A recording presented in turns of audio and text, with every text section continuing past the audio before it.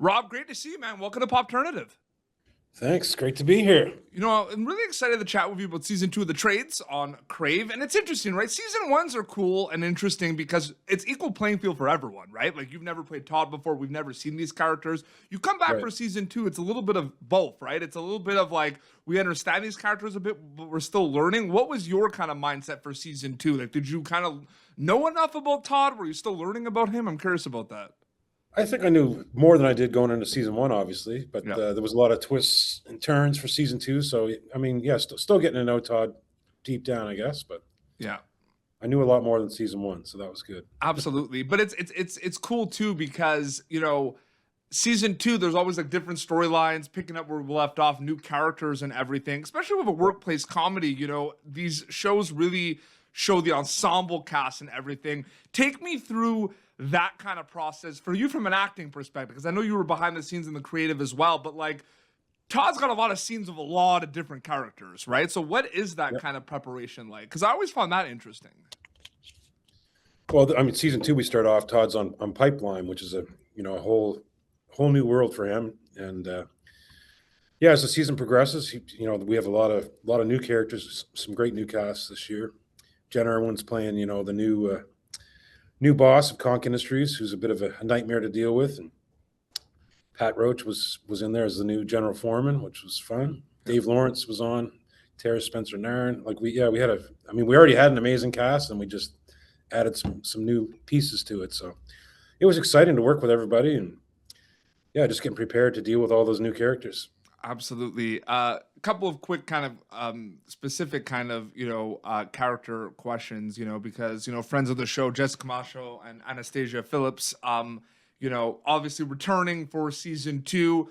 Really cool, like, about this show is different kind of arcs, I feel like, and we see kind of new things in season 2 from these characters and everything. What are the conversations before you even film with the writers and the developers of this show in regards to the new things that we see from characters in season 2 that we didn't maybe see in season 1?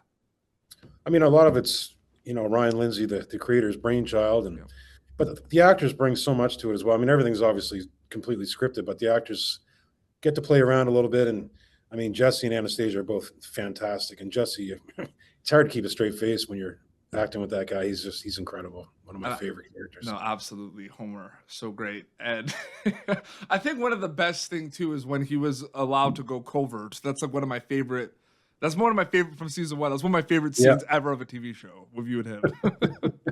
They're playing you like a fiddle. I already told you something. So that was my favorite thing. I feel like that was so not. I wish good. I was.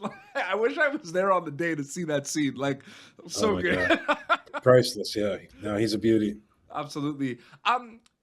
It's all storytelling at the end of the day. You've been in situations where you've been behind the camera in the creative process. I'm wondering for you, different worlds, different characters, but how separate are past journeys and past projects for you compared to something like the trades? Do mindsets and preparations come from past projects or Trailer Park Boys to something like the trades, or are they completely separate once you wrap them specifically?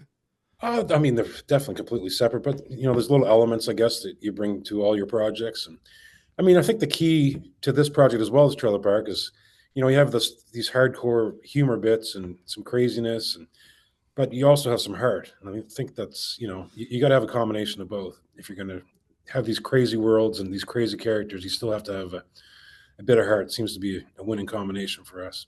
Those guys from Sunnydale have been on the show before. I don't think that Ricky guy likes me very much, but he returned to the show, so I guess I'm doing something. Maybe he was just told he had to. Maybe he had no choice. I heard he's pretty difficult. Absolutely.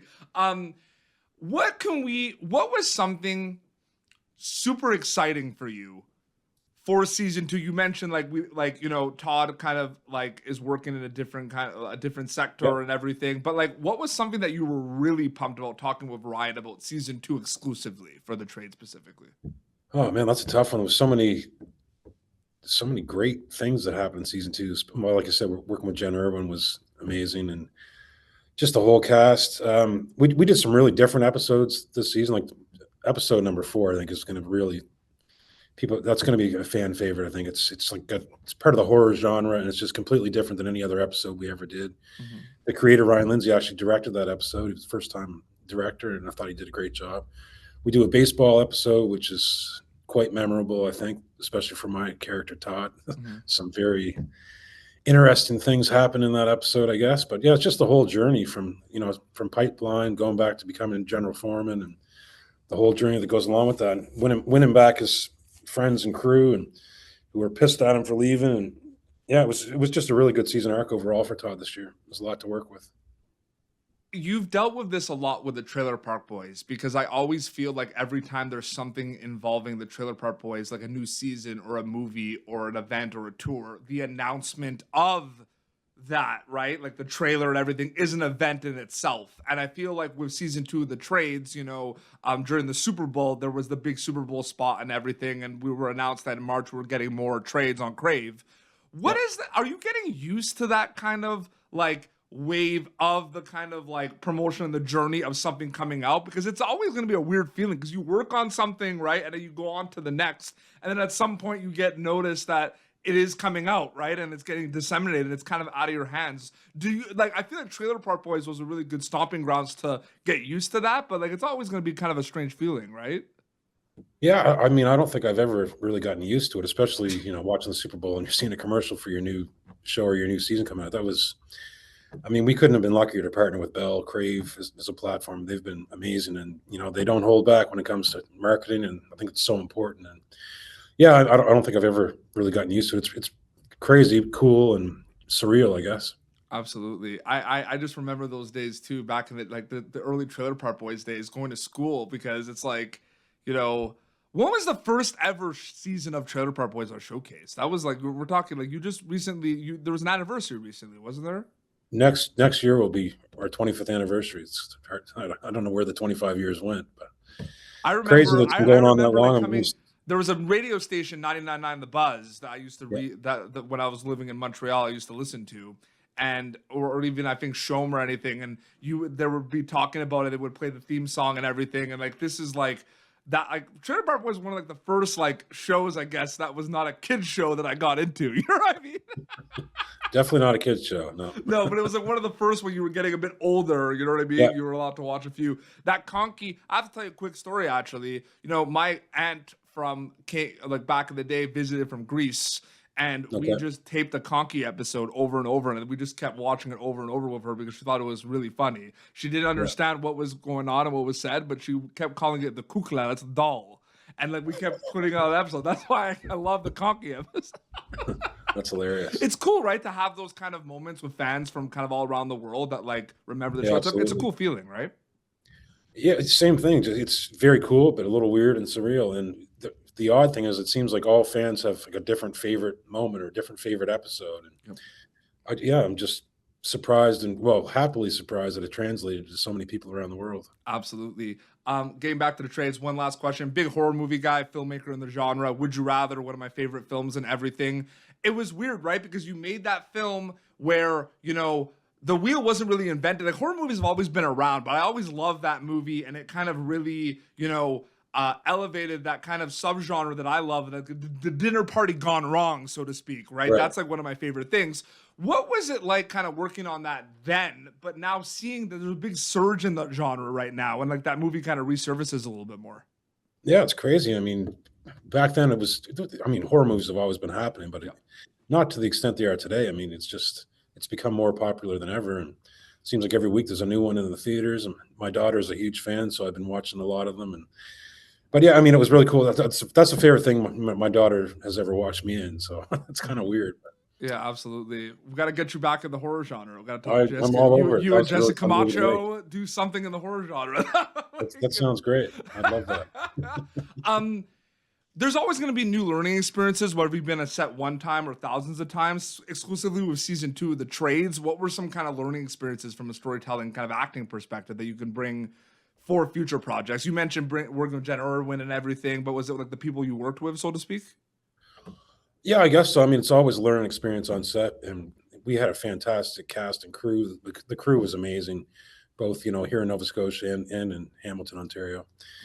And just yeah, watching everybody work, I guess, especially the DOP and all the camera guys, and just yeah, learning how to just the whole process. Watching Warren Sonoda, just an incredible director, and how he gets his day every day, and just, yeah, all of it, I guess, just coming together as a big family. And it's just a learning experience, but it's also a very fun experience and I very need two. positive overall for everybody. I need two names right away on the spot. Who breaks the most on camera, like from the cast, and who breaks the most from the crew, so to speak? Because like I can't even imagine. Like I'd have a hard time with some of that stuff, to be honest with you. That's a tough. I mean, everybody breaks a little bit, but I think Warren's been definitely guilty of it. Ryan, the creator showrunner, he breaks. I'm definitely guilty of it. It just depends who you're working with. There's certain scenes where it's Is there a almost moment where impossible. Jesse Camacho has broken that you remember on top of your head? Sorry again. Jesse Camacho, is there a moment where he's broke a few times? He's he's a tough one to break. I'm sure. I'm not thinking of anything offhand. It's usually the opposite. He's the one, breaking everybody up because his character Homer is just. It's very hard to keep a straight face and stay in character when you're working with that guy. He's No, amazing. absolutely. When you kind of look at, the trades and like I said, the workplace comedy, like I think it's really cool because, shows like this expose us to worlds like working in a refinery that people are not necessarily kind of used to. And I feel like that's what TV Yep. and film is for a lot of those days. You see it with Shorzy on Crave as well, really kind of showcasing hockey and everything and minor leagues and the beer leagues Yep. and everything. Was Yep. that a big kind of conversation early on with Ryan as well, where like you're kind of making Absolutely. something kind of that people don't really know a lot about, so to speak?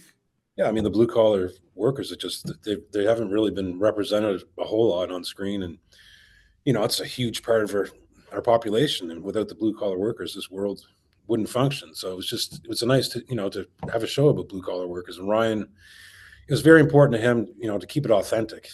His brothers are in the trades, his dad was in the trades, and he interviewed almost 200 trades people going into this project to keep it authentic. And that's the best compliment when someone comes up, tells you they're in the trades, and they knew a character like one of our characters, or that certain situation actually happened to them or happened to a friend. And yeah, it just makes you feel good that you're representing them properly. And Mhm. yeah, it's a really good feeling. And last quick true or false question: is Snacks the raccoon the MVP of the trades? I think I might have to go true. I know he's a fan favorite. Absolutely. And And episodes just kind of rolling out on Crave. That's season 2 of the trades. Again, Rob, it was an honor and privilege to speak with you, man. Thank you so much for your time. thank you so much. Absolutely. Well, this has been Pop Turn. YouTube.com/Pop Turn for previous episodes. You can, of course, catch Robb Wells as Todd in season 2 of the trades on Crave. Until next time, it's Rob and Peter Beats signing off. Thank you for tuning in to Popternative. Make sure to check out our past episodes of Popternative on YouTube. This has been an Autograph Communications production.